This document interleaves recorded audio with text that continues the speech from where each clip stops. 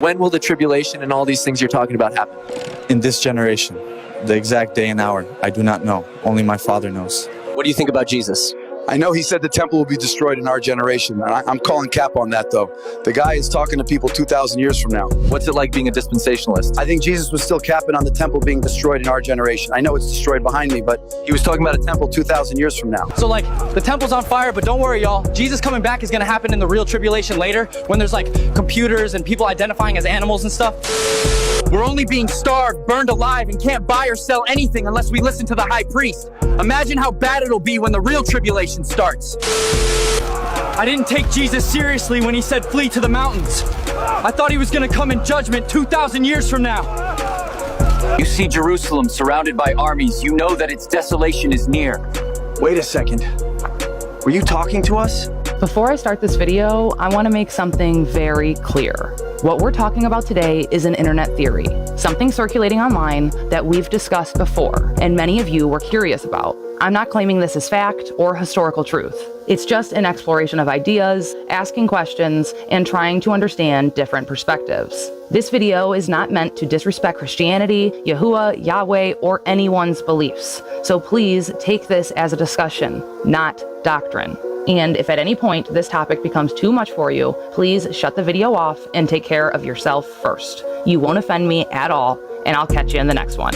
And for everyone else, it's time we dive back down Satan's little season rabbit hole. So buckle up, get comfortable, and happy truth hunting. Roll the intro. They live, we sleep, the alarms going off, beep beep. Time to wake up to the deceit. Our whole reality's made up by the elite. If you've been a subscriber here, you probably remember my full breakdown on the theory known as Satan's little season. A few weeks ago, I made a deep dive into what it means, the symbolism, and why so many people are starting to believe that the millennial kingdom of Christ has already came and gone. Basically, the idea behind this theory is this. What if the rapture already happened? What if Christ already ruled the earth for 1,000 years? And what if Satan has already been unleashed from his chains in hell and released upon the world to freely deceive the nations during his quote-unquote little season? Which would mean, of course, this is it. We are living in it right now. Most of us thought that the Tartarians were wiped out in like a great mud flood. History was then reset, and the children who were ignorant to the truth were then placed on orphan trains and used to repopulate. But what if it wasn't a reset at all, but a rapture? The rapture. What if the most advanced civilization the world had ever seen was literally taken away? So, if by chance you haven't seen that yet, pause this video and go watch that first, because this video builds directly on that foundation, and you might be a little bit confused if you don't first understand what we discussed in that original video. So pause this, go watch my original video, the link is in the description, and then come back and watch this one. Just for a quick recap, supporters of this theory believe Christ already returned around 70 AD, bringing judgment on Jerusalem and Rome, destroying the old world order, and beginning his millennial kingdom here on Earth. Tonight, we're not revisiting the theory itself, we're building the timeline, the when, not just the what. According to this theory, everything we're going to be discussing starts in 70 AD. That's the year Christ returned. Not metaphorically, but physically, in judgment. He judged Jerusalem and Rome, the beast and the whore, bringing with him what scripture refers to as fervent heat. As written in 2 Peter chapter 3, verse 10, the elements shall melt with fervent heat, the earth also, and the works that are therein shall be burned up. That fire, supporters of this theory say, melted not only the cities, but also the Nephilim giants, the hybrid beings from before the flood of Noah, for sinning and going against God in order to mate with humans, as I'm sure you've heard referenced in the biblically removed Book of Enoch. Genesis chapter 6 verse 4 also hints at this, where it says, "There were giants on the earth in those days, when the sons of God came unto the daughters of men." So, like, that's what we're referencing when we say that these Nephilim were having their way with human women, basically, and creating a whole new bloodline. That's the theory, anyway. Theorists believe the fervent heat not only melted Rome and Jerusalem, but also these Nephilim giants, infusing their bodies as parts of the landscape itself. And according to supporters of this theory, that's why some mountain ranges today eerily resemble sleeping giants. They say it's not erosion, but rather petrification. A world forever frozen in the moment of divine wrath. That's not an elephant to you? You don't see an elephant? How about here? He's sleeping, laying down. Can you see? This next one looks like my man stopped for a rest, and then boom, petrified. All right, look here. You got face, face, face, face. Don't tell me you can't see it. Don't even tell. I don't want to hear it. Looks like this couple was hugging in their last moments. What do you think? All right, and here we have a face with a human next to it for size comparison, okay? And yet another petrified giant. Another one. Another face. What do you think, Jay? You see a face? I see a face. Those are petrified mushrooms. What do you think, Jay? Petrified mushrooms? Yeah. And that looks like frickin' giant gorilla. I don't know, Harambe, whatever his name is. Another giant. Here we have two giant snakes, not one, but two. We got a giant hand, giant toes, giant petrified turtle or tortoise. Here's some more giant petrified toes with humans climbing in the cracks of the toes, just so you can see for side reference. What do you think, Jay? Those look like toes to you? Huh? They look like toes to you? Petrified rhino. Another petrified giant. Another one. All right, here, these top two, you can see giant snake, and then on the bottom, even his belly wrapping around. This horse was getting ready to drink some water, and then petrified. Petrified iguana. What do you think, Jay? You see an iguana? All right, and here we have a petrified giant tree stump. Yeah, check it out. This giant tree stump is 2.5 miles across. That means if it had grown to its highest height that it could, it would have reached up to 10 miles in the sky. 10 miles! I'll let you judge what that is. I got children around, so I ain't gonna say it. Petrified giant elephant. Now, not only do the outsides of the mountains look exactly like petrified giants, but let's get to the insides of the mountains now. Because these mountains, they're hollowing out, right? But look at what comes out of them. It's called pink Himalayan salt. Now, unless you've been living under a rock for the past, I don't know, a couple years, you know what pink Himalayan salt is, right? It's all over the internet. And if you know anything about the genetic makeup of a human body, we are made of salt. Not all salt, but we have salt deposits in us. Now, go ahead and look at these caves hollowed out. Look. Tell me that don't look like flesh. Human flesh. These are crystal chunks that they've taken out of those mountains. Looks like meat to me. How about here? What is that, bacon? Nope. Crystals.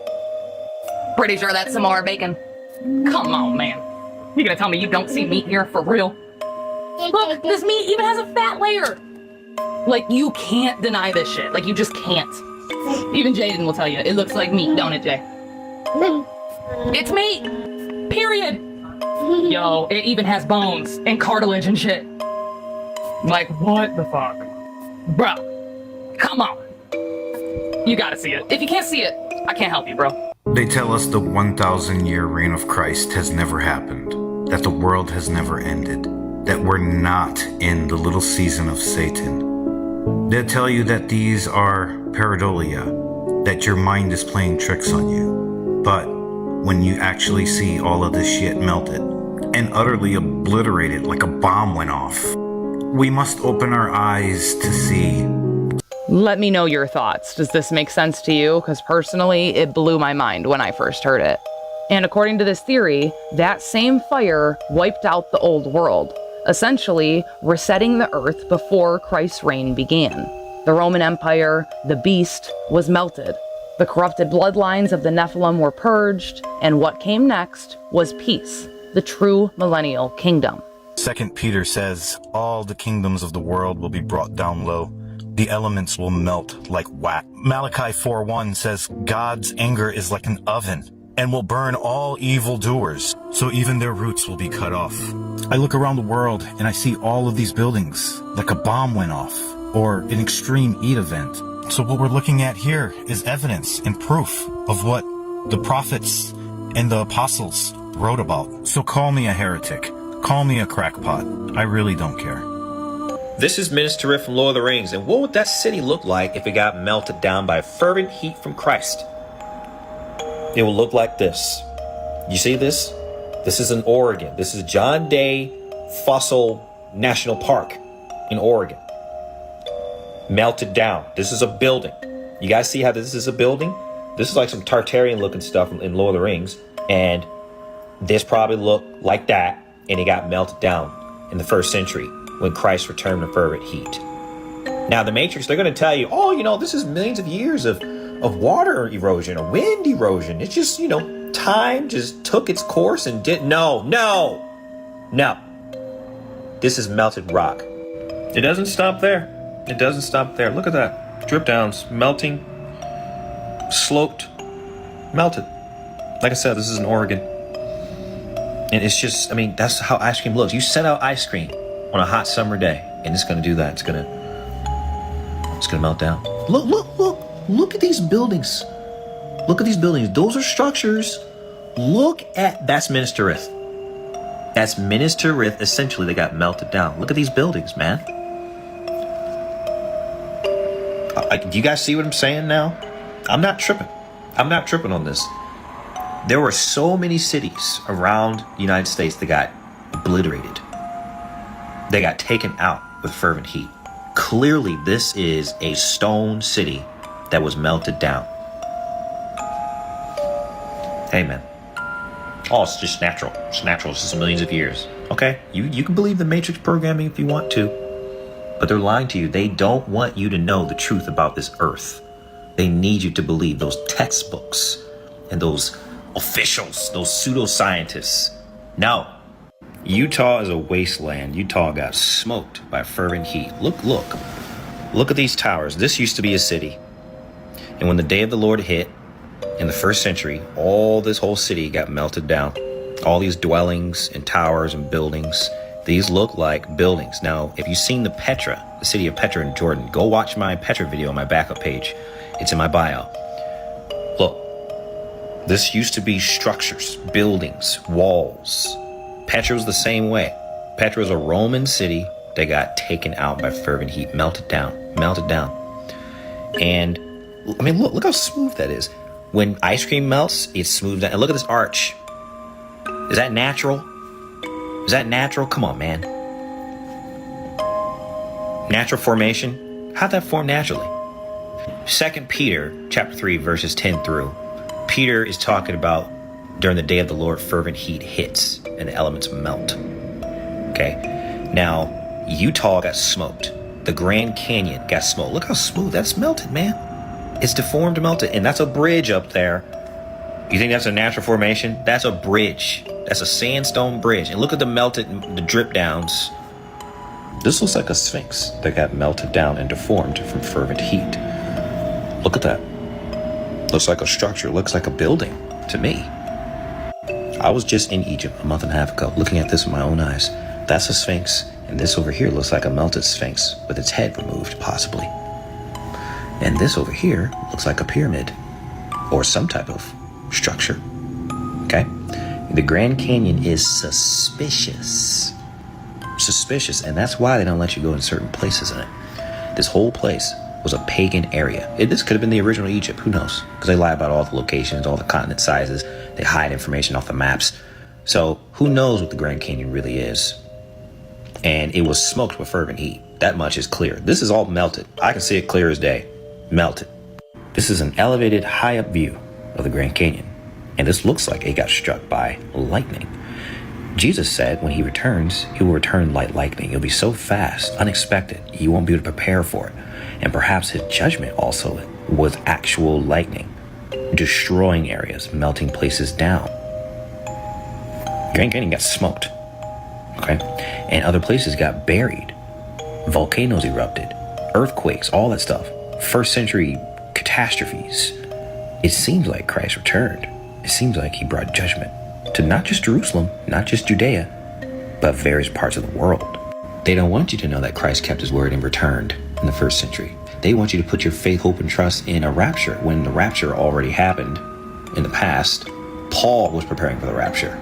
Peter was preparing for the day of the Lord. It already happened. Okay? Because when the rapture doesn't happen, guess what? Christians are going to fall away. They're going to be looking for hope. They're going to be so distraught and in despair that the rapture didn't happen because the third temple got built and the new fake Antichrist appears, and all the Christians are going to lose their minds. They're going to start selling all their stuff, and we don't want that to happen. That's why we're making videos about this. We don't want Christians to fall away and be deceived. This is the ruined city of Petra in the country of Jordan. Now, we've all seen the Indiana Jones part. We've seen this part of the city, but we haven't seen the rest of the city. And there was a catastrophic high heat event that wiped out this area. And by the way, how did they build this with hammer and chisel in 400 to 200 BC? How did they get this doorway? And look at that circle up there. How did they cut that out? How did they cut this out of the mountainside with no technology? This video is not about ancient technology. I've already done videos like that, but they couldn't have built that without technology. But look at that. That's melted rock. That's melted rock. And I know you guys don't believe me, but this area was melted down. I'll show you some photos. Look at that. You see the drip downs, the lines of drip downs where that guy is walking? That's melted rock. This is melted. I think hold on.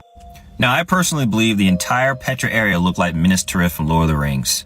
The whole mountain area was a city, and it got melted down by a catastrophic high heat event. Now, the mainstream will tell you that Petra was destroyed by an earthquake, but this right here looks like melted ice cream. Imagine this cone right here is the city of Petra before the earthquake. Okay, and it melted. This is soft serve. This is how soft serve look when it's melted. And this is how scooped ice cream looks when it's melted. It's deformed. You see how it's deformed? It's dripping down. That's the same thing that's happening with the city of Petra. All right, so you know what melted looks like. This is melted. This is melted. Petra, perfect Petra. High heat cataclysm. That's what that is. If you can't see that stone, that rock is melted, I don't know what to do for you. I don't know what else to do for you. That looks like melted ice cream. You can see the lines. It's dripping down. This was overhead. This was above the city, downward. This is not an earthquake. It's not an earthquake. Oh, it was just an earthquake. We need you to believe us. L-I-E-S. What does that spell? Cap. How hot does it have to be for rock and stone to melt? At least 2,700 degrees Fahrenheit. So, can an earthquake cause stone to melt?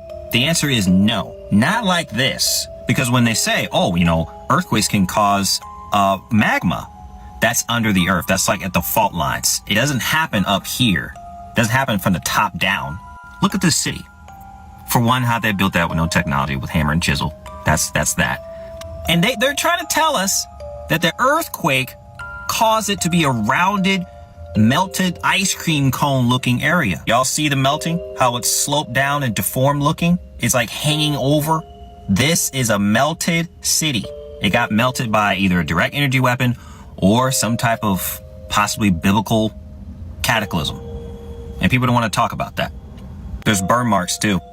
It's discolored. Like this is darker and charred looking versus this. So this clearly was made after the burning.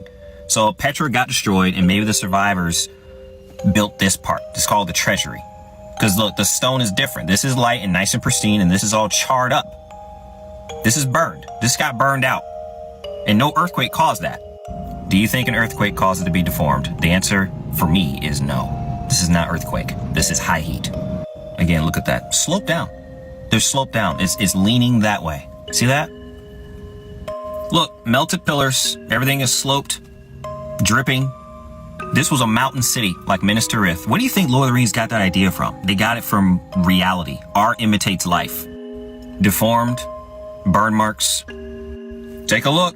Take a look. This is melted. You have rock dripping down, sloped down, high heat. High heat. That whole city got burned out. Burned out. The point of this video is to get you to open your eyes and question the mainstream and be a critical thinker and don't just accept what the mainstream and the news and the history books and these officials. Don't accept what they say as facts and truth. They make up the facts. They make the facts up. A lot of history is just complete fabrication, man. And if the event did happen, they omit stuff or they add stuff and change things so you don't know what's really going on. This place is actually a biblical place. It was called S.L.S in the Bible. It was in the book of 2 Kings and also the book of Isaiah. And Petra means rock or stone. Historical records claim that in 536 AD, the sun vanished for more than a year. A mysterious fog dimmed the skies, causing famine and plague. Modern science blames it on volcanic ash, maybe from Iceland, maybe Krakatoa, but nothing quite fits, so we don't really have a clear-cut answer or cause. According to believers of this theory, however, that didn't occur in 536 AD at all. Proponents argue that the darkening of the sun actually occurred in 70 AD, right after Christ's return. In many versions of this theory, the cosmic signs, like the darkened sun, fading stars, and celestial upheaval, occur with or just after Christ's return. Supporters tie in Jesus' words in Matthew chapter 24, Mark chapter 13, and Luke chapter 21, where he talks about the sun, moon, and stars going dark before the Son of Man appears, back to that judgment event in 70 AD. Others point to 2 Acts chapter 2 verses 19 through 20, where it says, and I quote, "The sun turned to darkness, the moon to blood," as a prophetic echo of that first century upheaval. And in Revelation chapter 6 verse 12, the same image appears again, when it says, and I quote again, "The sun became black as sackcloth of hair, and the whole moon became as blood." So, in this theory, the later 536 AD date is seen not as a separate or second event, but as a mistranslation, redating, or symbolic retelling of what really happened in 70 AD. The darkened skies were not volcanic dust or due to natural disaster alone. They were the smoke and shadow of divine judgment, signaling the cleansing of the old world.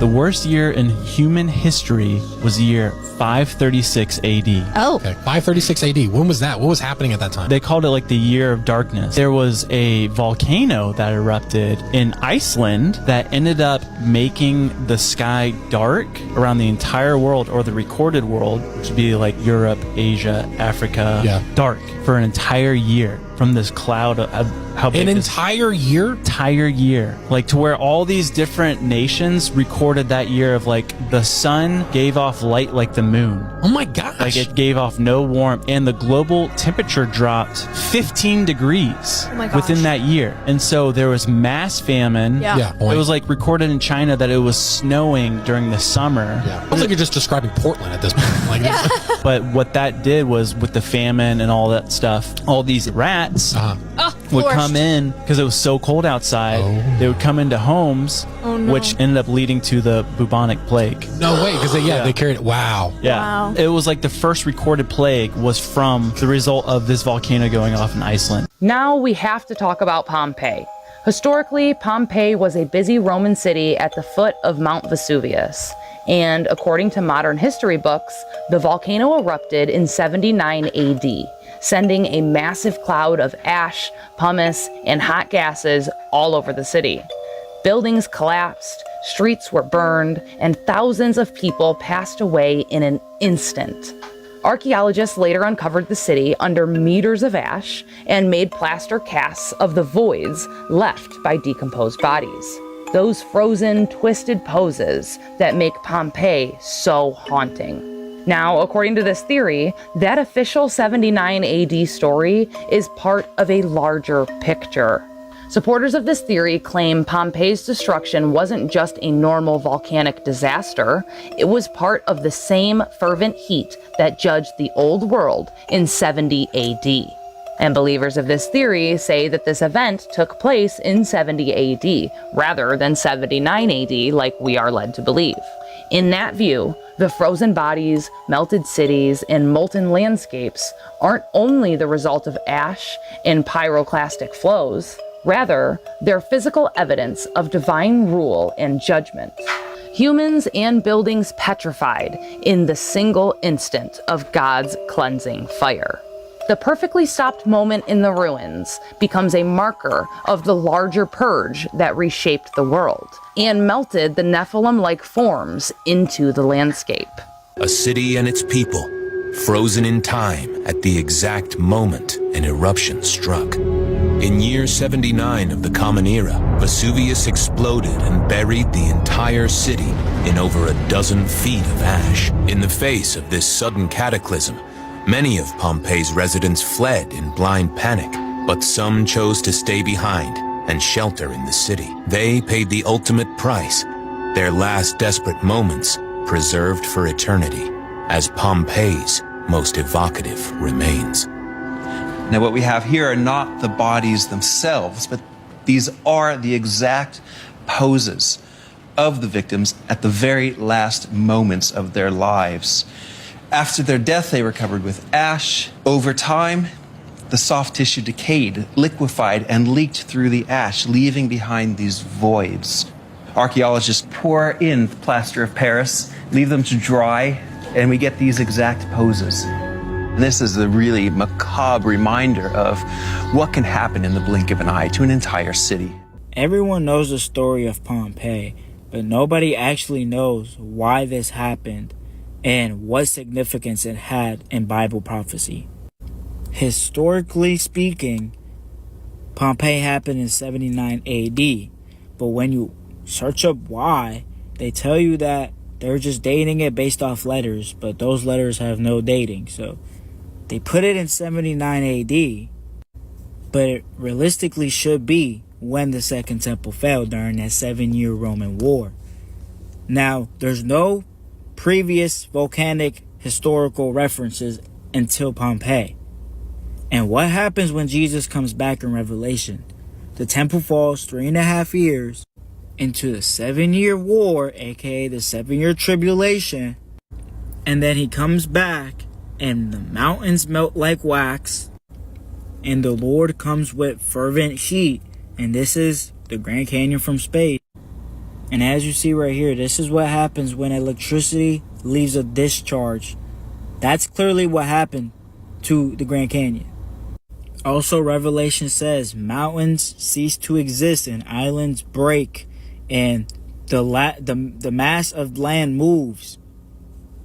So biblically, we have to make sense of Pangea. They say it happened 335 million years ago, which biblically we know is not physically possible.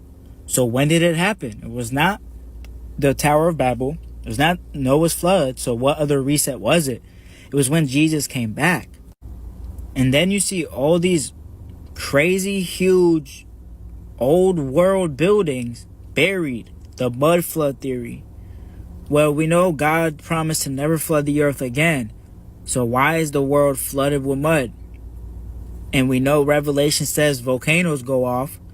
So, clearly, when volcano ash goes off in the air and mixes with rain, it creates mud, which is why you get this excess amounts of mud on top of things. The world cannot bury itself with the amount of mud it's always had. That would make no sense. Something had to be put on top of it, and the excess amount of mud had to come from above, which is where you get Pompeii.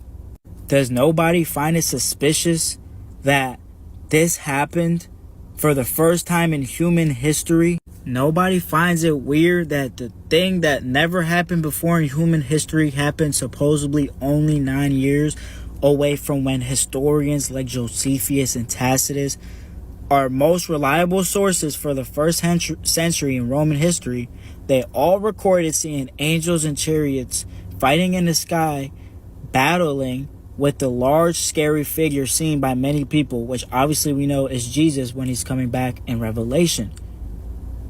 So why hasn't anybody put 2 and 2 together and said, okay, obviously these things aren't 9 years apart, they're the same events, just like Revelation happens all at once.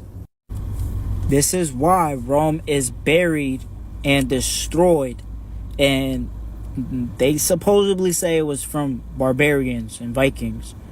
Barbarians and Vikings made 40 feet of dirt, collapse buildings, and bury them with no power tools, no nothing. Obviously, the story is not adding up, and what they're telling us, the reason for all these things happening does not make sense, and biblically people have to make sense of it. People always go to Matthew 24 for their signs and say, this sign is happening. Oh, look, Jesus is coming back soon. But the title is literally the destruction of the temple and the signs of the end times. Jesus is looking at the second temple saying, do you see all these things? Truly I say to you, not one stone will be left upon another. So he's looking at the temple saying, it'll fall. And then they say, when will this happen and what will be the sign of your coming? So then he lists all the signs. So the signs happen before the temple falls, because those signs are the signs of the temple falling, because they're asking, what are the signs of the temple falling? Because that is a crazy prophecy. Nobody would have ever assumed the temple would be destroyed, especially that soon, right? Especially if he's the Messiah. So they're asking, what are the signs of this coming and the signs of the second temple falling? And he lists them all. But then people like to be like, oh, the rumors of wars are happening today, and these are just the birth pains. Like, dude, all these signs happen when the second temple falls. And the second temple fell already 3.5 years into the 7-year war, which fulfills all of prophecy. So why do people think that Jesus did not come back yet? I just want to know. The dog, also known as a reflection of light through ice crystals. But according to believers of... Was this celestial event UFOs? Was it mass hallucination like they tell us? Or was it Jesus coming back with his angels in chariots like the Bible says? Now in Germany in 1561, on April 14th, there was just random celestial orbs and crosses just fighting in the air. And then there was a random huge triangular shaped thing just fighting all these things. And there was crosses and orbs fighting in the sky. There was also fire coming down from the heavens. Now, use your heads. Was this mass hallucination like they tell us? Well, why don't we just look at the buildings built exactly near that time that event happened, and you tell me, are these people stupid enough to just see random stars in the sky and just assume it's crosses and orbs fighting and fire coming down from heaven and, mass hallucination? They built this, but hey, our ancestors are very stupid. They built this thing the same exact year that event happened.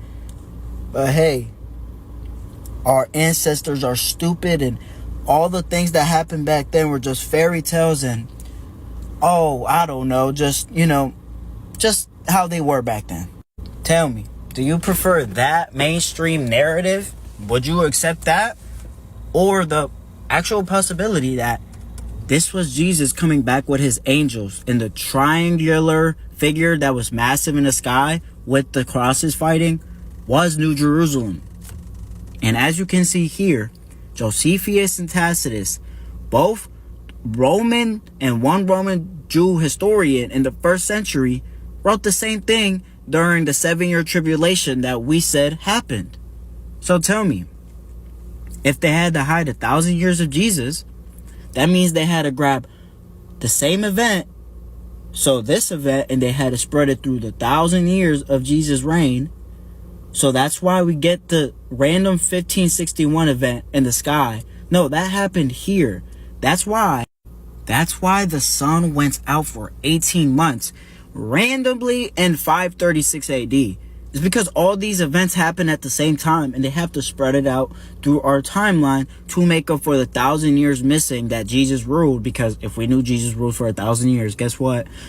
We would all be Christians. The devil wouldn't be able to deceive us like the time we are in right now to deceive us against Jesus. It's used as evidence that the world was... Now, if we rewind the timeline just a bit, back to when all of this supposedly began, we have to talk about Nero. Because according to this theory, Nero wasn't just another Roman emperor, like every history book tells us. He was the beast. The man whose very name adds up to 666 when written in Greek, Latin, Hebrew, and Aramaic numerology. In Revelation chapter 13, John describes a beast rising out of the sea, speaking blasphemies, warring against the saints, and demanding to be worshipped. And get this, historians tell us that Nero did exactly that. He persecuted early Christians, blaming them for the Great Fire of Rome, lighting them on stakes, almost as human torches. He called himself the quote-unquote savior of the world. And in Greek, Latin, Hebrew, and Aramaic, the letters of his name, Neron Caesar, or its equivalents, add up to 666, the biblical number of the beast. Many believe John wasn't writing about some distant future figure at all, but about Nero, the beast of Rome, the physical embodiment of the Antichrist spirit. Rome, then, becomes the harlot, the city on 7 hills that Revelation calls Babylon the Great. And when Christ returned in judgment in 70 AD, it wasn't just Jerusalem that fell, it was Rome's spiritual system too. The beast and the whore were judged together, burned by the same fervent heat. The quote-unquote mark of the beast, theorists argue, wasn't a chip or barcode like imagined today. Rather, in first century context, it was an allegiance to Rome, a visible or symbolic sign of obedience.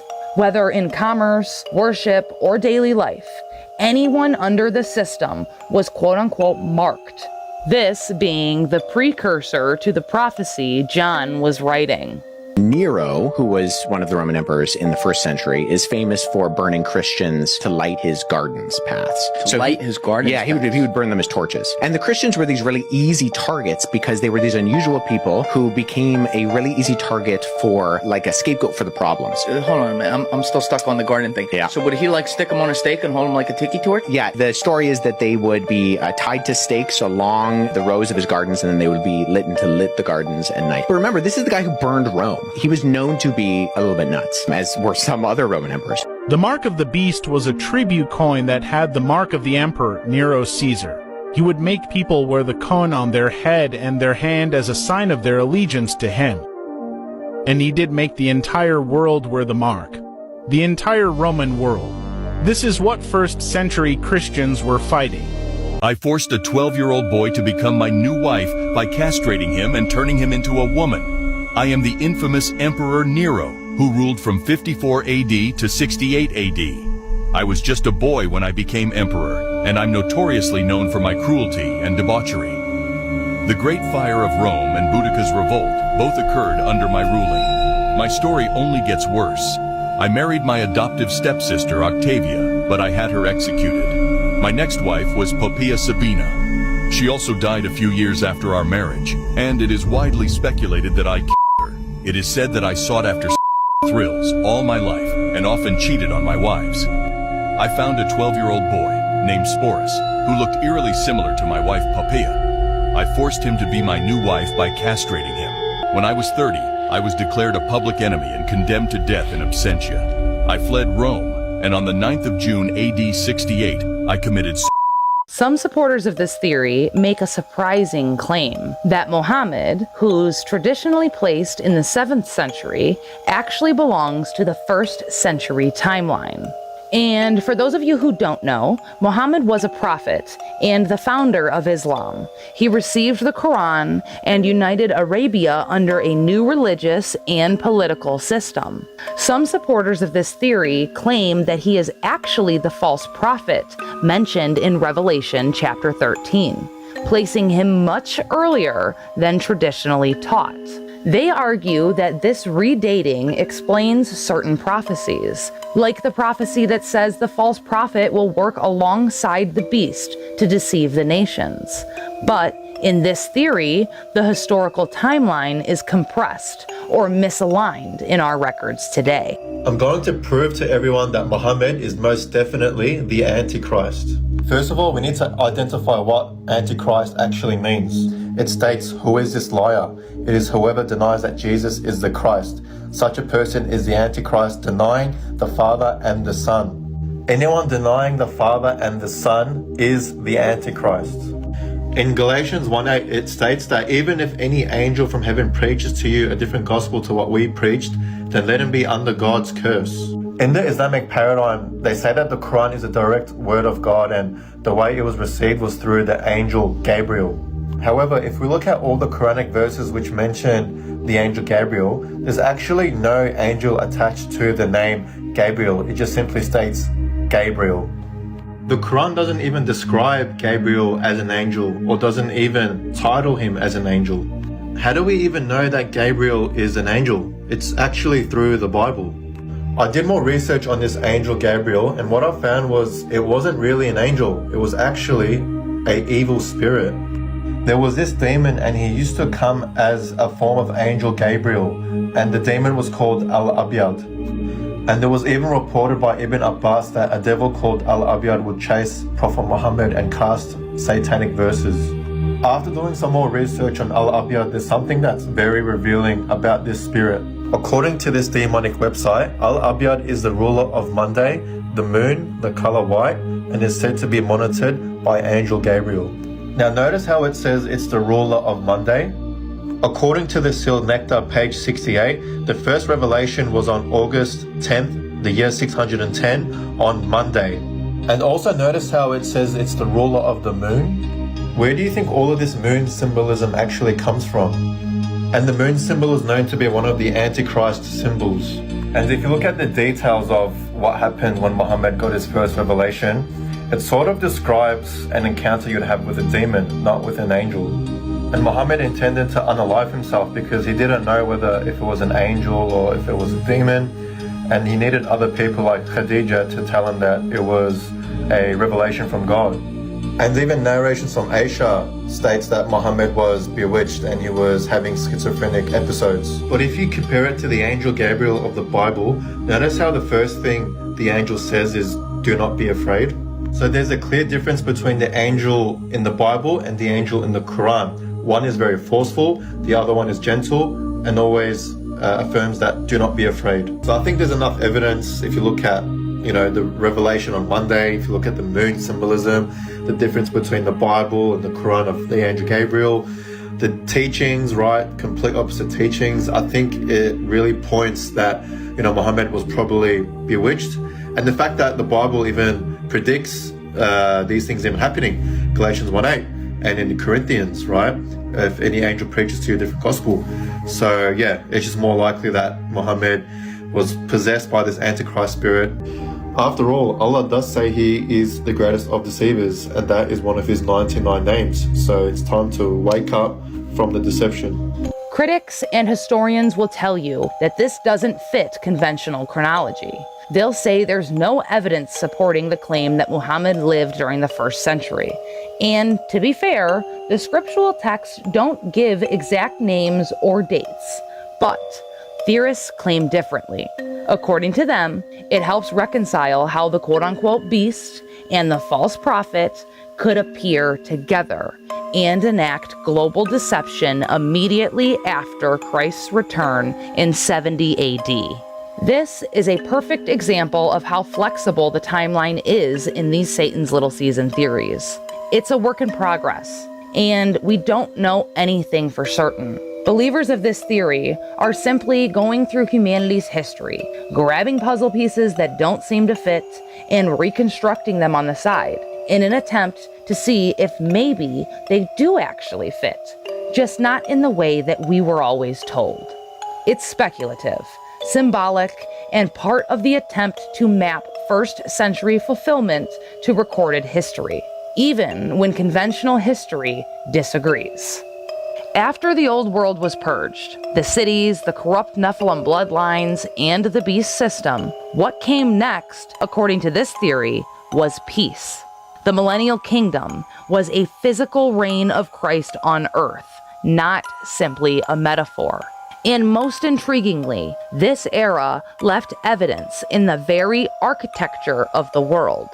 Supporters of this theory point to Tartarian-style buildings, quote-unquote Gothic-style cathedrals, regular cathedrals, and other monumental structures. They claim these weren't just artistic or religious constructions, they were quote-unquote machines, literally designed and engineered to draw etheric energy from the natural atmosphere. Towers, spires, and domes acted as conductors. Copper and gold points pulled atmospheric electricity, and massive organ systems vibrated harmonic frequencies that both healed and energized the civilization as a whole. The saints who built these structures were reportedly living with Christ in glorified bodies, imbued with divine knowledge, constructing a world that literally harmonized heaven and earth. Revelation chapter 20 verse 4 speaks of the saints reigning with Christ for 1,000 years. And Isaiah chapter 2 verses 2 through 4 describes nations beating swords into plowshares. Supporters see these verses and many similar ones as proof of this earthly golden age. I know everybody thinks these buildings are Tartarian, but let me tell you why these are the buildings from the 1,000 years of Jesus and not Tartarian. Now, before I even prove this, just know that I'm not saying Tartaria is not real. It was real. It was just a small group of people, though, in Asia during the 1,000 years of Jesus. It was not a worldwide civilization just doing everything. So, as we can see right here, this building right here was supposedly built in the Dark Ages, right? And today, it would cost, to some experts, $300 billion. And the craziest part about that, the craziest part is that these buildings don't have bathrooms, and that they tell us that people were using the bathrooms, like going poop, in the hallways. But then they built that building, you know what I mean? So they tell us that we couldn't build toilets and all that stuff because we didn't know how to plumb, but we knew how to make buildings. But when you actually know when those buildings were built and see buildings like this that were built at the same time, they always have fountains, and that's plumbing. Like, you can't have a water fountain, especially with that much water pushing out and that many fountains, without plumbing or a knowledge of how that works. So why don't these buildings have bathrooms? It's because Jesus came back and glorified the saints, the people that died for him. He gave them resurrected, glorified bodies, and they didn't have to eat, sleep, and go to the bathroom. These buildings were very clearly for them. That's why these buildings all are in the name of saints. They all represent Jesus. They all have saints painted on them with halos, and then normal people without them. And although they try to hide a lot of the proof within the buildings, a lot of buildings still have proof like this, where it literally says in the cathedral, 1,000-year millennial reign, and that's in Ukraine. So obviously it was not just in America, it was not just in Europe where Christianity happened, like it was worldwide. For example, this building says J772, but in the mainstream narrative, it'll say 1772, so 1772. But if you're using the context that Jesus came back already, it'd be 772 years and 1,000 years of Jesus. You see the same thing with all the other countries of the world with their coins. They have J1736, right? They'll have a J for Jesus or I for Jesus in Latin and Greek. So as you can see here, it'll say 1736, but then we very clearly see it's a J. So they're clearly trying to hide the 1,000 years of Jesus. There's a reason all these old world buildings have this stone and like crystals, because they were using buildings for free energy, which obviously sounds like something that would only happen if the devil was bound for 1,000 years and humans were living to their fullest potential within, obviously, the restrictions of this world. Now, even if you're a Christian or not, you still have to explain how these buildings right here were supposedly built by the same people here in this photo in America during the same time, because these buildings were built in the 1700s and 1800s, supposedly, right, by these people who were just migrating from England into the country, you know, mining for gold, but then living here, but then making these. So clearly there was a reset where we cannot build this anymore. And these buildings during the 1,000-year Dark Ages were super advanced. And the Dark Ages are called that because supposedly technology, architecture, medicine, none of that advanced for 1,000 years. But then we were building things like this, all dedicated to Jesus and saints. And it had free energy. So what is that? This is the Westminster area in London, and this church is called the Westminster Abbey, and the old name is the Collegiate Church of St. Peter. And they're telling us it was founded in 959 AD, and everything was done by hand, hammer and chisel. They carried all this stone with oxen, and look at that, by hand. And look at that Masonic floor they put in after the fact. Are you guys still believing this information from the mainstream? And they put Charles Darwin in this church. Why would they put Charles Darwin in this church? If you didn't know, Christ returned in the 1st century. He did, and I have other videos about this, and there are other content creators. And this right here is the palace. Now look at that and tell me they did that by hand. This building is perfect. Look how beautiful this is. How did they do that with wood scaffolding and hammer and chisel and stuff like that? This building was built during the millennial reign of Christ. I believe, look at that clock right there, by hand. Are you willing to put your 401k on that they did this by hand? This building in the whole Westminster area is probably dedicated to one of the saints, which is Peter. During the millennial reign, or before the millennial reign, or right at the millennial reign, the saints got resurrected in glorified bodies. And you look, and there's maps that show the land of Jesus, old maps that got removed. There's land all up in the North Pole. Going back to the church for a second. Now this, obviously, up here is Christ the Lord, the Messiah, the King of all reality. And down here are the disciples, all 12. Judas Iscariot was replaced by Matthias. Okay? Now this is Mary and son. All right? Now this doorway, look at the original frame. It's huge. The people way down here, small human door, and then this massive frame here. I don't think this door is original. I think the frame is original, but the saints got resurrected as giants. All right, and this is the original frame where they walk through. Huge. They're probably like 12 feet tall.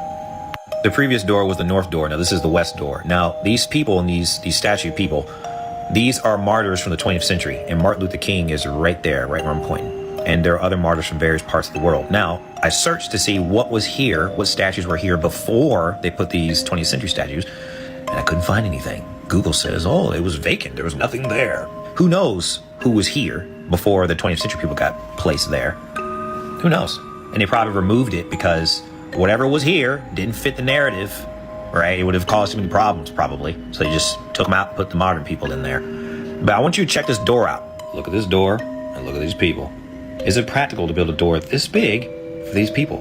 No. The answer is no. The reason why the door is that big is because they needed it to be that big for the types of people walking through, which were giant people. The giants, like the saints, were probably like this tall, maybe like this tall, walking through. So yeah, you need a door that big for them. Now this is back at the palace, or the Houses of Parliament. All right, now look at this archway.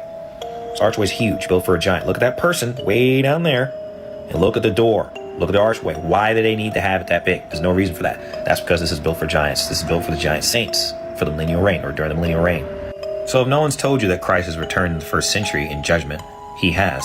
All right, and these buildings are the evidence of his millennial reign. We can't build stuff like this today by hand. No one's building stuff. We're not building stuff like this with technology. Okay, let alone hammer and chiseling your way through and, dragging limestone and sandstone with, oxen. It's not happening, man. They lied to us about all kinds of stuff. So the point is to get you to open your eyes.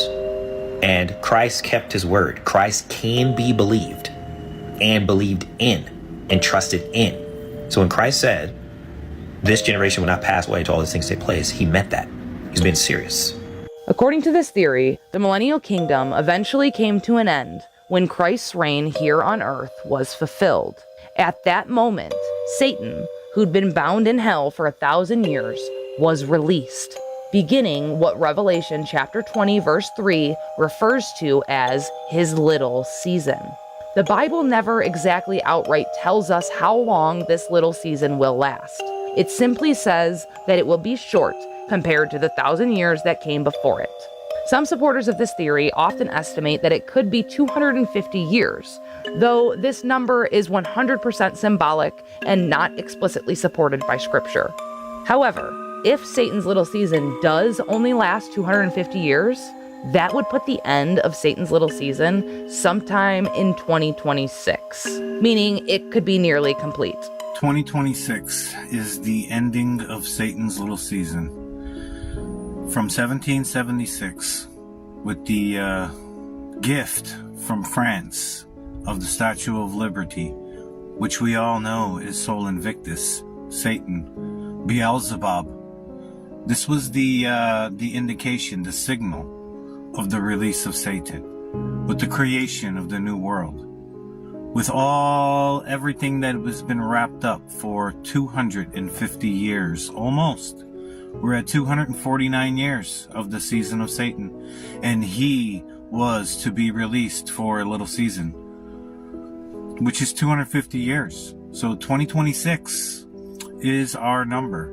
2026 is the start of the true ending and the beginning of the 8th day. The 8th day, which Jesus was resurrected on, the 8th day. And the 8th day is on its way, my friends. So have no fear. Jesus Christ is here.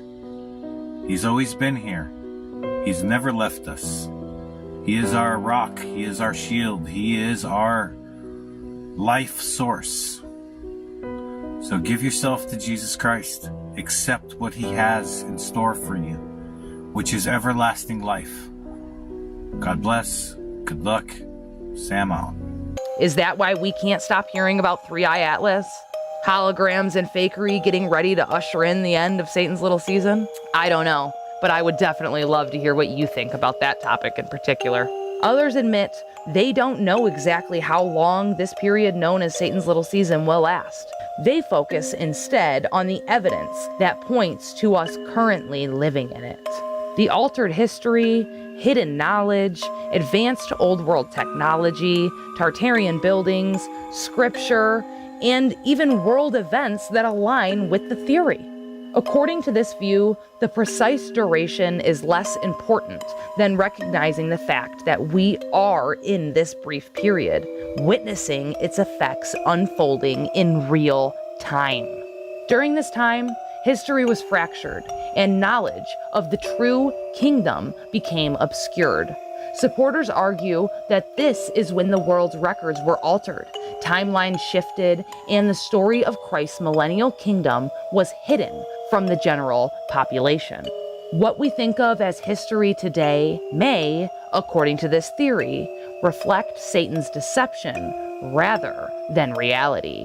This period is marked not only by spiritual corruption, but by the concealment of knowledge, technology, and architecture that once existed during the millennial kingdom. It is during Satan's little season that humanity was left vulnerable to deception, false empires, and corrupted systems of power.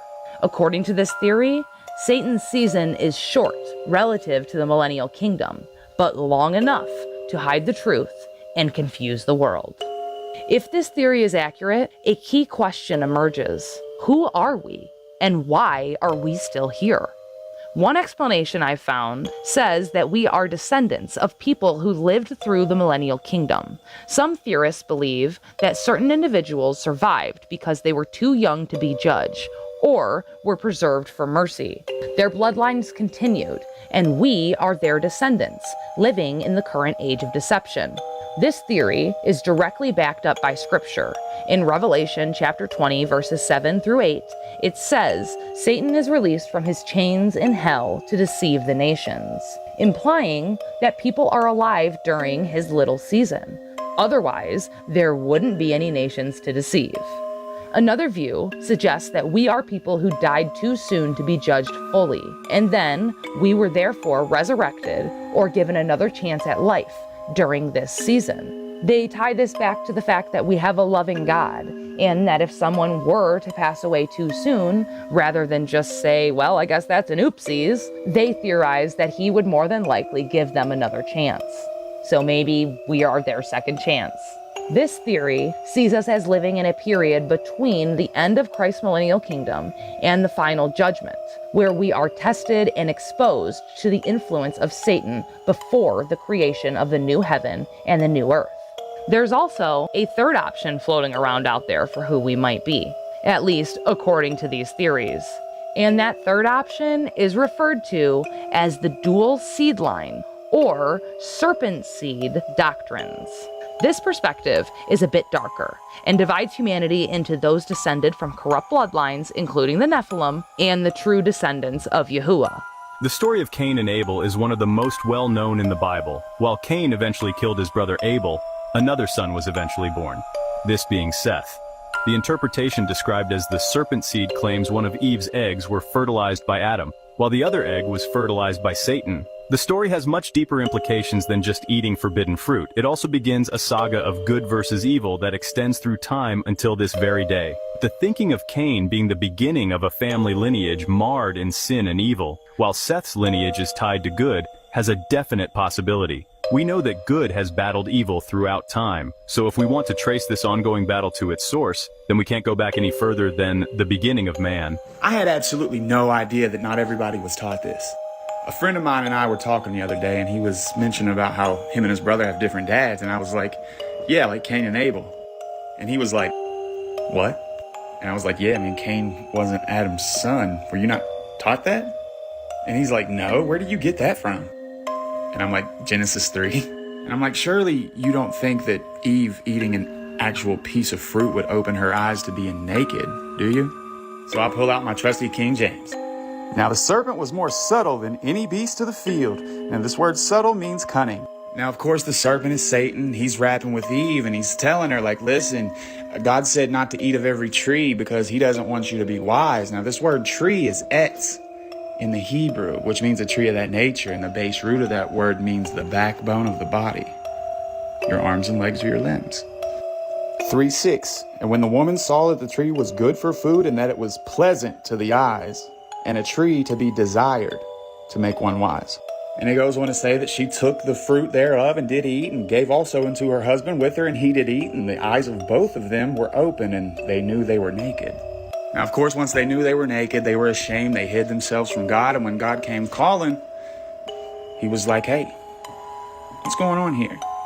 And Adam tries to push it off onto Eve, like, hey, that woman you gave me, she gave me the fruit of the tree, and I ate of it. And God looks to Eve like, what is this that you have done? And she's like, the serpent beguiled me. Now, this word beguiled in the Hebrew is aspatia, which means wholly seduced, body and mind. And the woman said, the serpent wholly seduced me, and I did eat. Now, at this point, of course, God curses the serpent and says that you are cursed above every beast of the field. But he also goes on to say, I will put enmity between thee and the woman, and between your seed and her seed. It shall bruise thy head, and thou shalt bruise his heel. Now that's, of course, a prophecy to the coming Christ. Now, of course, God pushes Adam and Eve out of the Garden of Eden, and it says that Adam knew his wife Eve, and she bare Cain, and again bare Abel. But this word again means to continue in labor, which means that they were twins in the womb, but she was a victim of a second pregnancy, one by Adam and one by Satan. And I'm pretty sure that the very existence of Cain and Abel proves this. You see, God found favor with Abel and not Cain. And of course, Cain wasn't feeling this. He rises up and he slays Abel. And God comes calling again, asks Cain, hey, where's your brother? And Cain, I don't know, am I my brother's keeper? He's like, listen, bro, your brother's blood calls to me from the earth. So God puts a mark on Cain, and he goes on to find a wife somewhere, which is a conversation for another video, seeing as how most people believe at this point that Adam and Eve, Cain and Abel are the only people on earth. And all of this is tied up in a neat little bow when you go on to read the genealogy of Adam. This is the book of the generations of Adam. In the day that God created man, in the likeness of God made he him. Male and female created he them, and blessed them, and called their name Adam. In the day when they were created, and Adam lived 130 years, and begat a son in his own likeness, after his image, and called his name Seth. Now, of course, that's because Cain had already killed Abel, so Abel had no way to carry on the lineage. But if Cain was Adam's son, then wouldn't Adam's genealogy begin with Cain and not Seth? Oh yeah, by the way, Jesus talks about this too. Whenever the Pharisees come and start questioning him, he's like, I speak that which I have seen with my father, and you do that which you have seen with your father. Now the Pharisees say, wait, hold on, Abraham is our father. But Jesus is like, nah, if Abraham was your father, then you would do the works of Abraham, but you seek to kill me. But instead, you do the works of your father. If God were your father, then you would love me, for I came from God. And he says, why do you not understand my speech, even because you cannot hear my word? You are of your father, the devil. And the lust of your father you will do. He was a murderer from the beginning. Now, who was the first murderer? Should you rewind to the beginning of the video, whenever I told you about Cain killing Abel? You are of your father, the devil, who was a murderer from the beginning. This isn't rocket science. According to this view, the ongoing spiritual and moral struggle in the world today reflects this division, continuing the battle between the righteous and the corrupt after the millennial kingdom ended. Now, regardless of whichever explanation you consider, they all converge on a single idea. Humanity remains present for a reason, and the world we inhabit today exists under the influence of Satan's little season, shaped by both deception and hidden history. So, if the millennial kingdom already happened, if history was reset, and we're living in Satan's little season right now, then the year on your phone, the one that says 2025, might not be the truth at all. Some supporters of this theory say that we're currently living in the year 1315, not 2025. And honestly, y'all, all this deception makes it challenging to narrow down a specific year. But what's clear is this: the deception runs deeper than time itself. In 1582, Gregory Pope XIII introduced the Gregorian calendar, replacing the old Julian system. 11 entire days were deleted from history to quote-unquote correct astronomical drift. Written on the calendar, it went immediately from October 4th to October 15th. But that wasn't the only change. Over time, different nations adopted it at different points, which created overlapping and totally missing dates in recorded history. Yet, we're led to believe that it's an accurate log. Critics argue this opened the door for international historical compression. Entire decades or even centuries that could be inserted and or erased, or even both, without the public ever noticing or being any the wiser. This argument laid the foundation for what later became known as the phantom time hypothesis. Wait, Katie, slow down. What's the phantom time hypothesis? I got you. Proposed by historian Heribert Illig, I probably mispronounced that, so my bad. This theory claims that roughly 297 years between 614 AD and 911 AD were artificially added to the calendar, which would mean the events that we call the quote-unquote early Middle Ages may have never happened at all. What if we're not actually living in the year 2025, but the year 1728? That's the claim of the phantom time hypothesis, a theory by German historian Heribert Illig.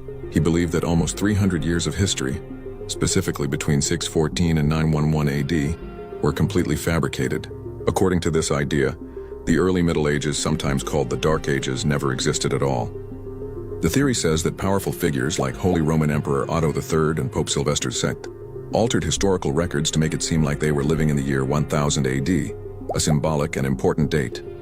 By creating this phantom time, they could legitimize their rule and rewrite the past to suit their agenda. Supporters point to some strange evidence, very few reliable historical documents from that period, a suspicious lack of major advancements in architecture, culture, or technology during those centuries, archaeological layers that are mysteriously missing, even the weird fact that the Gregorian calendar might be off by hundreds of years.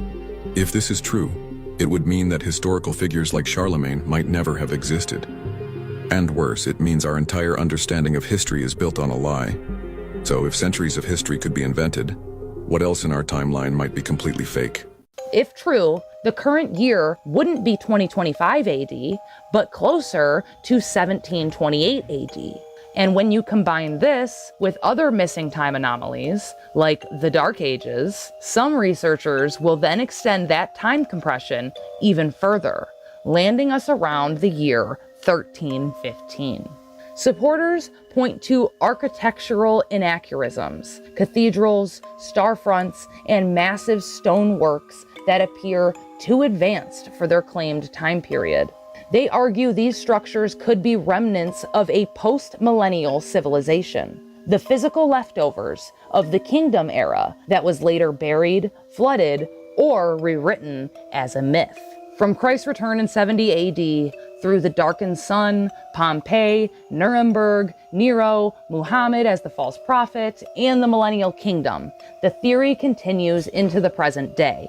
The little season allowed deception, political and biblical manipulation, and a hidden rewriting of our history. Technology, architecture, and lost knowledge, like the Tartarian etheric machines that we now call buildings, were suppressed, leaving humanity in a state of partial amnesia about the Golden Age. Supporters claim that we are either smack dab in the middle of Satan's little season or preparing to exit it.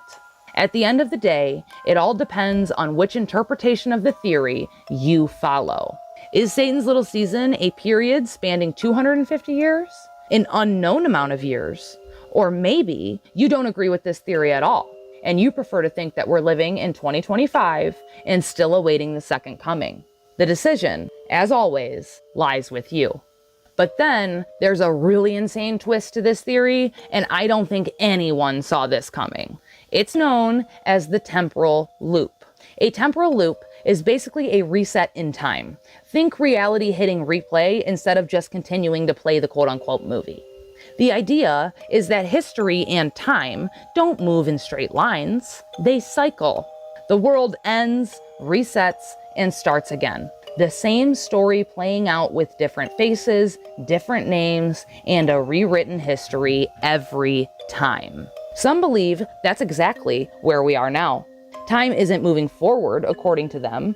It's looping. The same divine kingdom, the same fall, and the same deception happening over and over again. Each world unaware it's living through another repeat of the last. Stop. We are in a time loop. Imagine just for a minute that our entire universe is like a cosmic merry-go-round, spinning and resetting over and over again. Now picture this. Every day you live, every memory you cherish, might just be a replay of a life you've already experienced countless times. But here's the catch. You don't remember any of it. What if I told you that each loop gives us a chance to make different choices, to learn, to grow, to maybe even break the cycle? And what if, somewhere deep in your consciousness, there's a tiny voice whispering hints from your past loops? Could déjà vu be these whispers? So the next time you have a gut feeling, listen closely. It might just be wisdom echoing through the corridors of time, guiding you to a new path in this never-ending loop. The universe is full of mysteries, and we are its eternal explorers. So, let's embrace this wild ride through time. Who knows what wonders we might discover in the next loop? In that view, Satan's little season isn't a single event. It's instead a cycle that never really ends. One long deception that keeps resetting itself until the final biblical fire breaks the loop for good. Please let me know which one of these time explanation theories you tend to lead towards the most. Does it have more to do with this Gregorian calendar and the phantom time hypothesis? Or do you lean more towards this temporal loop explanation? I would seriously love to hear it. Let me know. So where does that leave us? If history truly has been rewritten, if centuries were fabricated, civilizations buried, and calendars reset, then it'd make sense to assume that we're not in the 21st century at all. We're somewhere deep inside the deception that Revelation calls Satan's little season. And maybe the real question isn't actually what year it is, but if you believe the temporal loop theory, maybe it should instead be how many quote-unquote resets we've already lived through without even realizing it.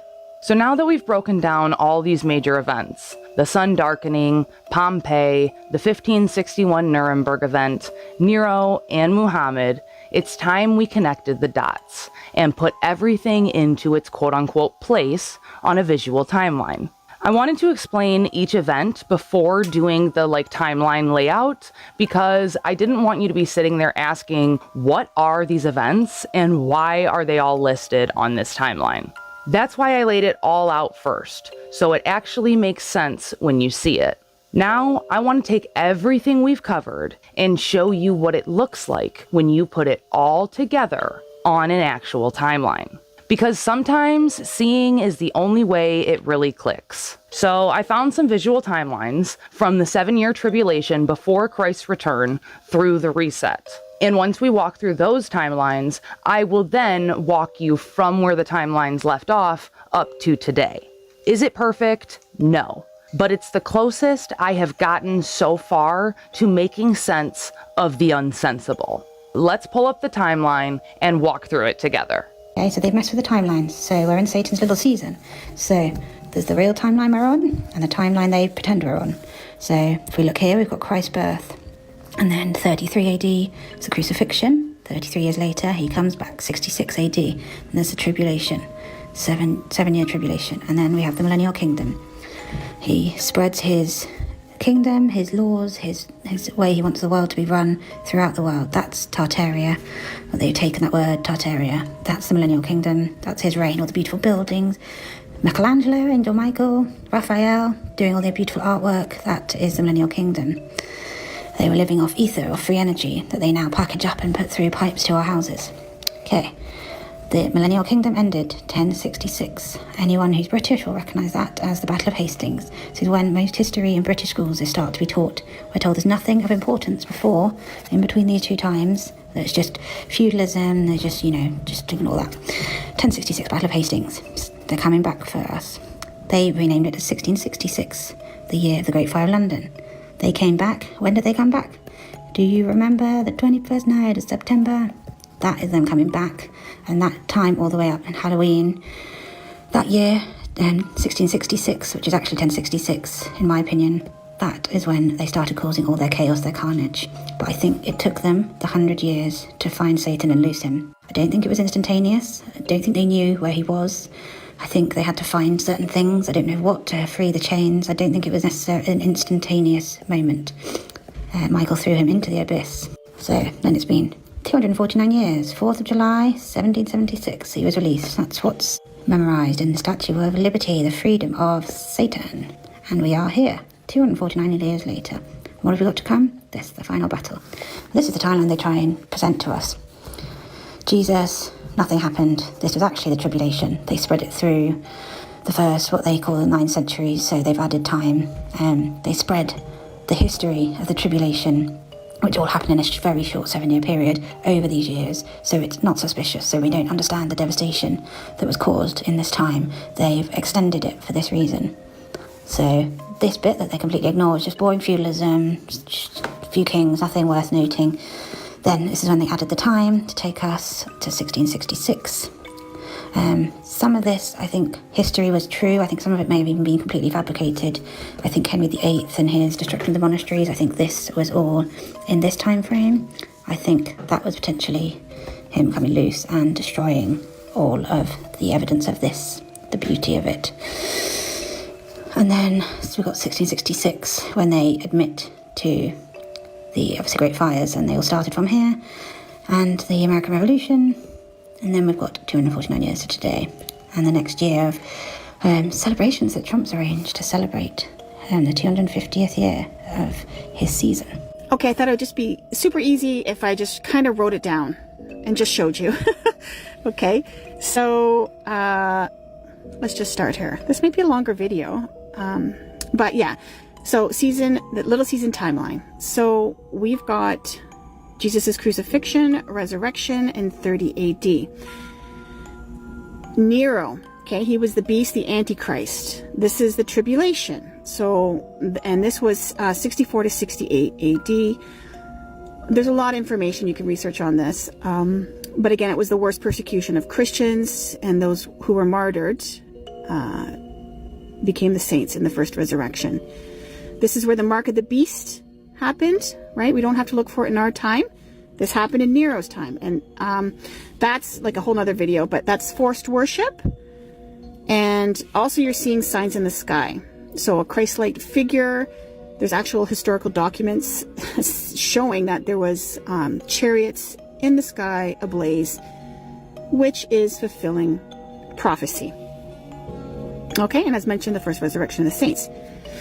Then you have Armageddon, the day of Christ, second coming, whatever you want to call it, the fall of Babylon, which is aka Jerusalem, happening in 70 AD. Okay? Once that is completed, next to be fulfilled by Jesus was the prophecies written about the millennial kingdom. So now, and he's also called it the kingdom of heaven, which is on earth. The saints are reigning with him. And that's for 1,000 years. During that 1,000 years, Satan is bound. Okay, he cannot deceive. So it was the golden age, a wonderful time of peace. Then, of course, unfortunately, because it was a literal 1,000 years, the kingdom ends. And Satan, unfortunately, is released to deceive one more time.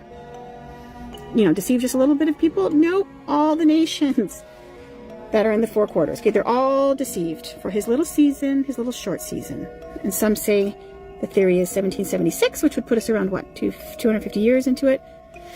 There is another theory saying it's the 1500s. And of course, this whole weird time of mud floods, repopulation, Cabbage Patch Kids, orphan trains, and the rest of the dead do not come alive until the 1,000 years have expired. I think this is us. They messed up our timeline so badly that I'm currently in a paper chaos trying to figure out how this proposed timeline that includes a lot of phantom years could be actually this timeline. And it's quite interesting. I went through all of these centuries searching for clues as to what happened when, how did it happen, and so on. And this is only my first draft. This is a working project because I will have to go through all of this. These are major city fires. These are major floods that happened. These are earthquakes that happened after the reset, but I'm gonna present my first draft. So everything obviously starts with Christ's birth in the year 0. We have the year 33 with the crucifixion. 66, Jewish-Roman War started, that lasted 7 years. The temple got destroyed in 70 AD. Then we had 79 AD where Pompeii got destroyed by a volcano eruption. Then Rome falls, but we are not sure about that year because it might have been the second year. Regarding Gunnar Heinzen's research, we have 700 phantom years, meaning they have added time here to deceive us. Meaning Latin did not change, no new living quarters arose. They had the same style, the same buildings, the same colors, the same materials. So Gunnar Heinzen is a very good chronology researcher. He and many others are suggesting that 700 at least to 1,000 years have been added to our current timeline, especially regarding the Dark Ages and Antiquity. Because, as the name says, Dark Ages, not much was written in that time. Renaissance starts in around 1400. Then we have the 1561 Nuremberg event, which depicts a war in the sky. And we have 1600 with Galileo arising. We have the 30-Year War. We have Louis ruling France. We have the British Civil War. We have the Industrial Revolution in 1750. And obviously the major and important date of 1776 and the Declaration of Independence. We also have the 7-Year War right here. We have the Napoleon War. We have the French Revolution. And then obviously the reset period starts where everything here comes into place with all of these great fires, world fairs, flooding, and so on, resulting in World War I, World War II, 2000, and then somewhere up here is 2025. Whereas the proposed timeline is Christ's birth, crucifixion with 33, tribulation, that is supposed to last 7 years, which is mentioned in Daniel 12. So, and I am not sure whether I want to have the start and the comeback of Jesus in the year 66 when the Jewish war started, or in 70 when the temple got destroyed, or in 79 when the volcanic eruption in Pompeii appeared, because we also have an event in 536 to 550, which was the worst time to be alive, as we had 14 years of major volcanic eruptions. The sun didn't have a brightness. We had a mini ice age due to these volcanic eruptions. We had the siege of Rome, which doesn't make sense if we consider that Rome already fell or the Roman Empire, 476. In 538, we had another bluish sun because there was another eruption, and then we had another eruption in El Salvador, resulting in a worldwide plague, another cool summer, another crop failure, famine, and then we have another eruption, which led to the worst crop failure and even more death. So I'm not exactly sure when I consider Gunnar Heinzen's research and the 700 phantom years, and he is convinced that the first 700 centuries were added to our timeline. If this event and this event are not together, these should be together, and I feel like they just stretched it apart, so we don't know it's the same event. So therefore, I'm obviously open to discussing the start of tribulations. I would also like to point out the Geneva Bible from 1560, where the side note to Luke 21:32 says all of this came within 50 years. Jesus is basically saying in that chapter, your generation will see my coming. So it's somewhere in a period of 50 years after his crucifixion. Anyhow, he came back, we had the tribulation, and then the millennium reign started, which lead us to either of these years, depending what the starting point is. That is when the reign ends. I am quite sure they did not lose Satan all of a sudden. I don't think they knew where he was. I don't think he magically came out of his grave. I believe that they added time here too, because we have a lot of coins with the yearly number like I663 or I547, whatever, you get the gist. Coins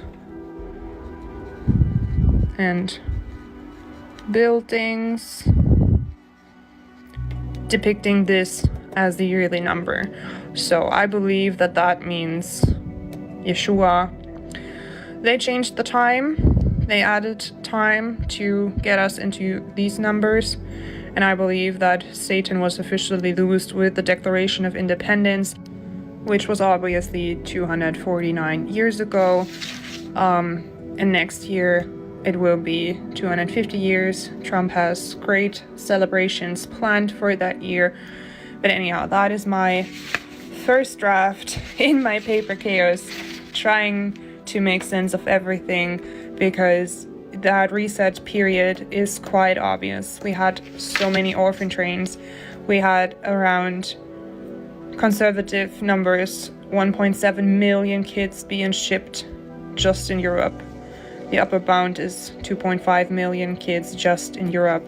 We also had a lot of kids being shipped around in America or from Britain to Canada. So again, I'm gonna have to go through all of this to try to make sense, because the Great City Fires are obviously also very interesting, because they burned down our beautiful old world and the remnants of the millennium reign of Jesus Christ, Yeshua. According to this theory, Satan was released from hell in the late 18th century, around 1776, to go and gather his people for battle. We can see proof of this throughout history, especially around the time of 1776, because right around that time, we had the Bavarian Illuminati established, you had the Declaration of Independence signed by the United States, which believers of this theory believe that it was a Luciferian agenda behind the signing of the Declaration of Independence. You also have the American Revolutionary War, the French Revolution, the Napoleonic Wars, and all of this like chaos and, war time period points to the transition time between the millennial kingdom and Satan's little season. Right around this time is when you had the Luciferian Illuminati member and first president of the United States, George Washington, ready to begin and lay the groundwork for the establishment of this new world order. Because, as we learned in this video, Christ's second coming destroyed the old world order. So is this why they seem so hell-bent on establishing a new one? I don't know, but I would love to hear what you think. Then we have to mention the fact that George Washington led the Luciferian American Revolution on the Western Front, where we see all of this imagery for the war saying join or die, with the Luciferian serpent cut into pieces, representative of Christ's 1,000-year reign.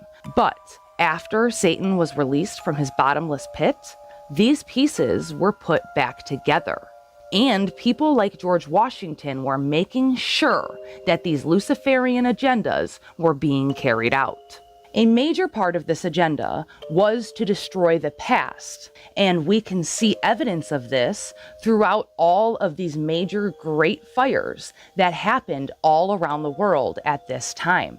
If you go through history books, 99% of major cities have been practically burned to the ground at some point in our history.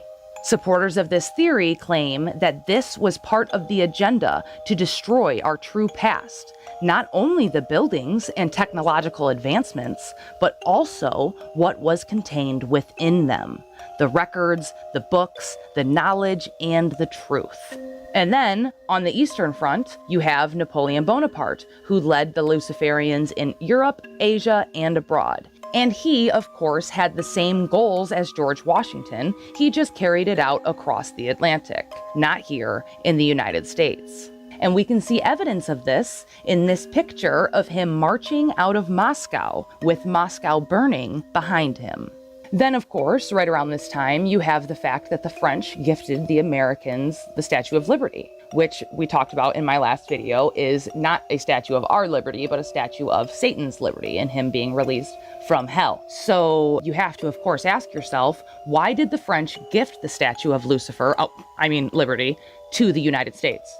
Well, according to this theory, it's because they were the heads of the East and West during this Luciferian revolution, or during this transitional time, destroying evidence of the past and establishing a new world order, since Yahweh destroyed their old one.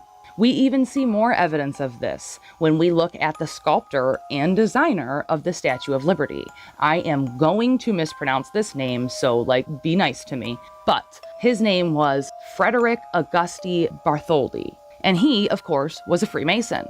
And here, just to prove a point, he is pictured showing his allegiance to Lucifer through his Masonic hidden hand gesture.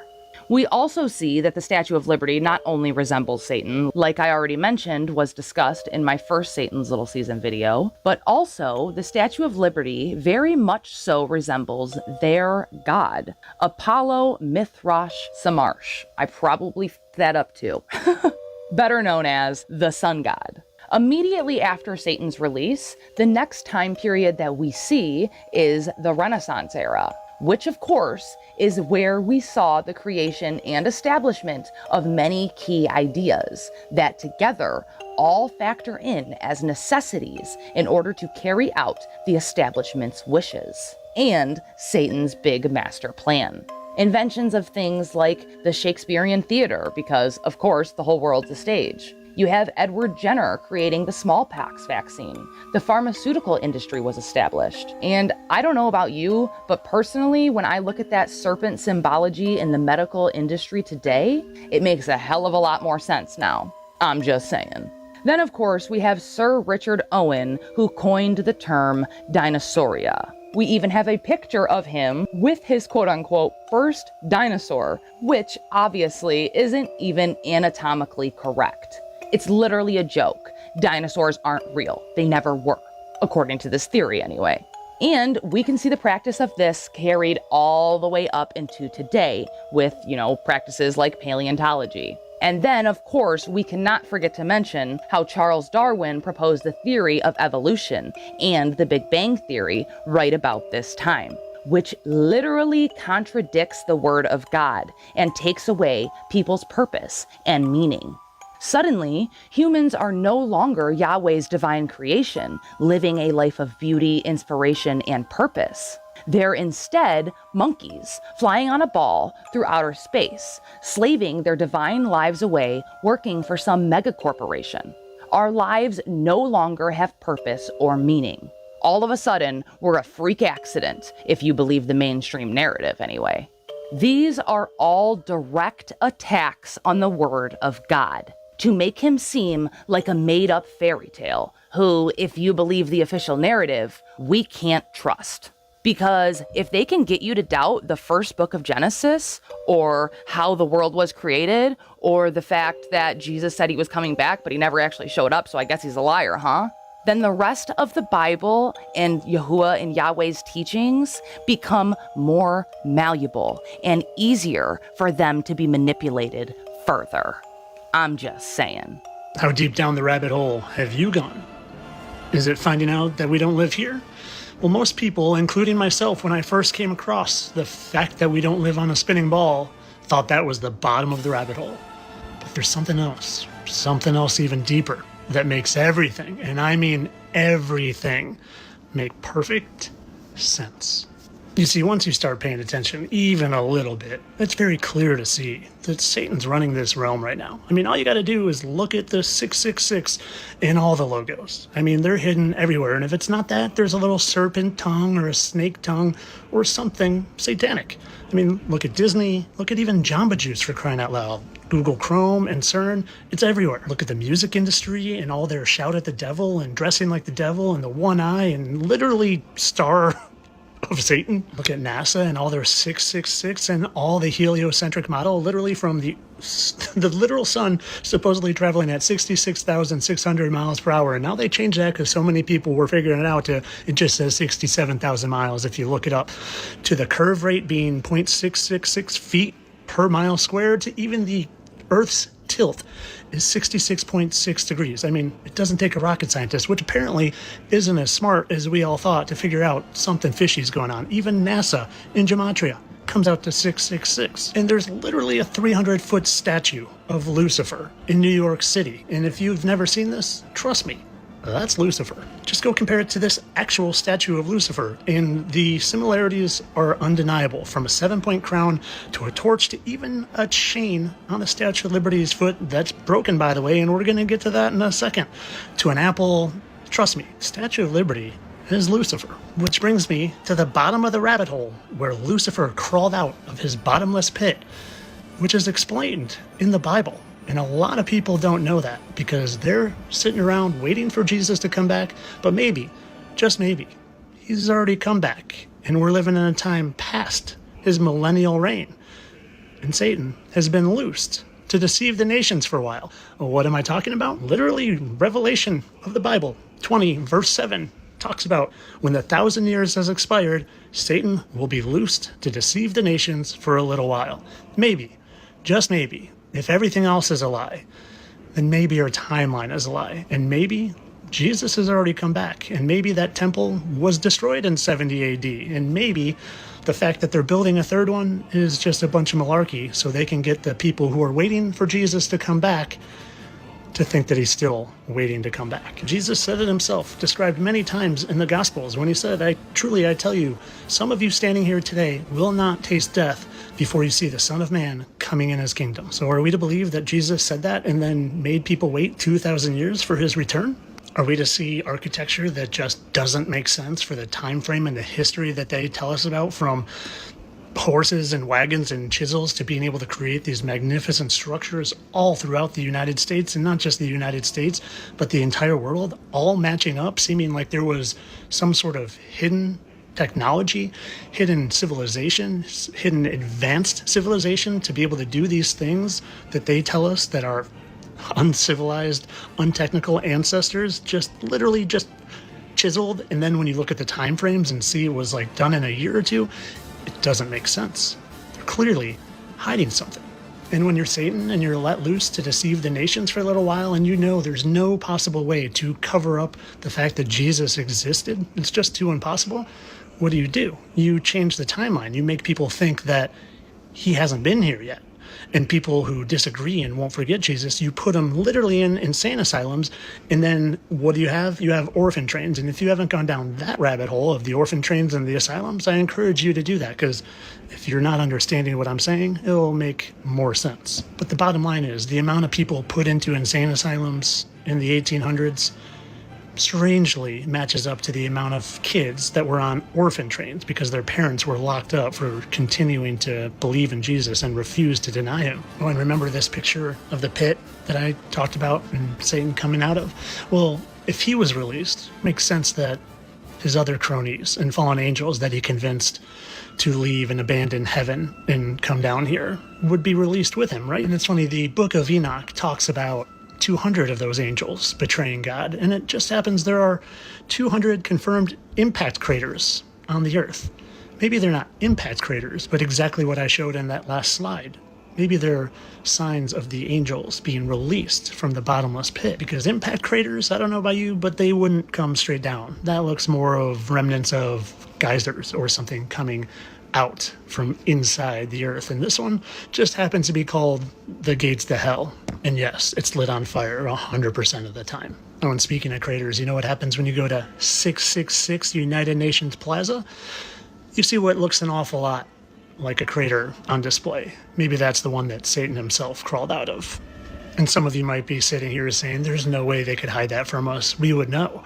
We would know for sure. Well, because I only have 10 minutes and I'm running short on time, I encourage you to go do some extra research. This is a great website, and it shows a whole lot of melted buildings. I wonder how that melting could have happened. This is from the supernaturalbiblechanges.com, and there's a whole lot of other spots, but I'm limited on time, and what I want to do is show you what's coming and what's the point of all of this, in my opinion, of course. You see, I don't know if you've noticed, but I sure have, a very large, and I mean very large scale, alien UFO giant mothership agenda that they've been putting forth, not just recently, but for decades. And you see, getting back to this Revelation verse, it talks about how Satan, he's going to gather his armies to battle and go against the camp of the saints. So he's literally going to gather armies of the world to go against the camp of the saints. And you know what I just couldn't help but notice sometimes looks like it could be a mothership? New Jerusalem, potentially where Jesus and the camp of the saints is hiding out. A giant floating city. A giant floating city that just maybe, with enough push and enough propaganda and enough brainwashing, people could mistake for a giant alien mothership. Oh, and you think I'm kidding? No. This is Fox News. Pentagon officials suggest alien mothership could be in our solar system. Oh, really? Pentagon UF chief says alien mothership is in our solar system. You see, what's coming, in my opinion, in the push that has been going on since Roswell and probably even before that, is they are brainwashing the masses to believe in aliens from other galaxies and other planets and other solar systems, been programming our brains with movies like Armageddon and Attack of the Clones, Attack of this, Attack of that, aliens, aliens, aliens, motherships, Will Smith blowing stuff up, aliens, aliens, aliens. And what's maybe coming? Maybe the good guys are coming in the air in the new city of Jerusalem.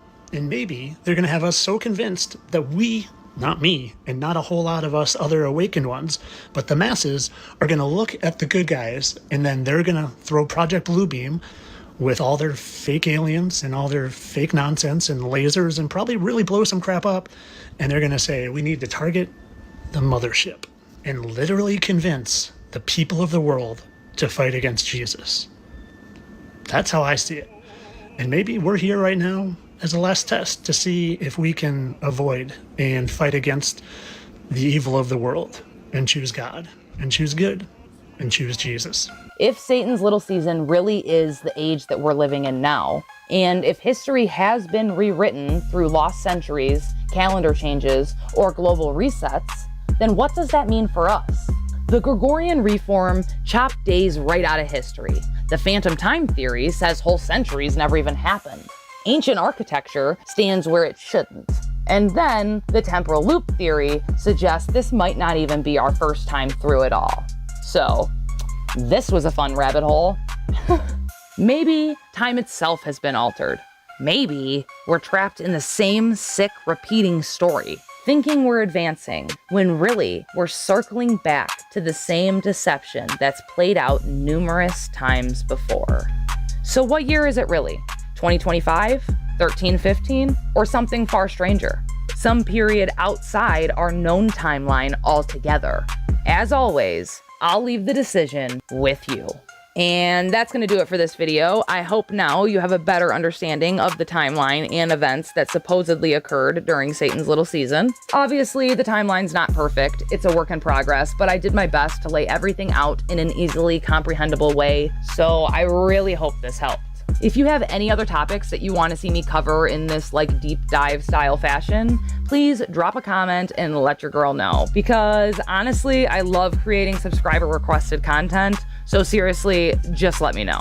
Drop your thoughts about this topic down in the comment section. And if you made it this far and haven't already, make sure you like, subscribe, and tap that bell so you don't miss out on a single upload. Do me a favor and drop a comment saying S.L.S. if you made it to the end of this video. Just an abbreviation for Satan's Little Season. Same, comment that I had you guys comment on my last Satan's Little Season video. So do me a favor and drop S.L.S. again in the comments, just so I know that you made it to the end of this video. Thank you so much for your time. Seriously, I really appreciate it. At the end of the day, I'm not here to tell you what to believe.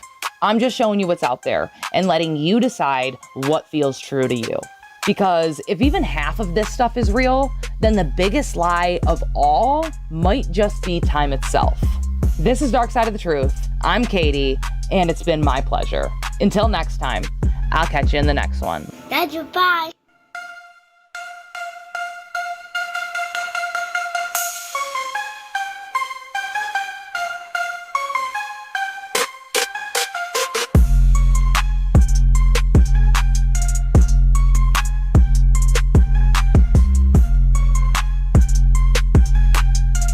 Oh, you're still here? Well, damn, I love you too. So here's a bonus clip just for you. You're welcome. Y'all, are we in Satan's little season? Well, I might have found a clue. Check out this movie clip from 1999, Arnold Schwarzenegger's End of Days, and tell me what you think. 1,000 years has ended. The Dark Angel is loosed from his prison. Get down on the ground and put your hands behind your head. What you've done? Get down or I'll put you down. 1,000 years have ended. You don't know what you've done.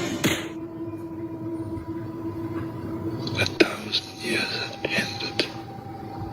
1,000 years have ended.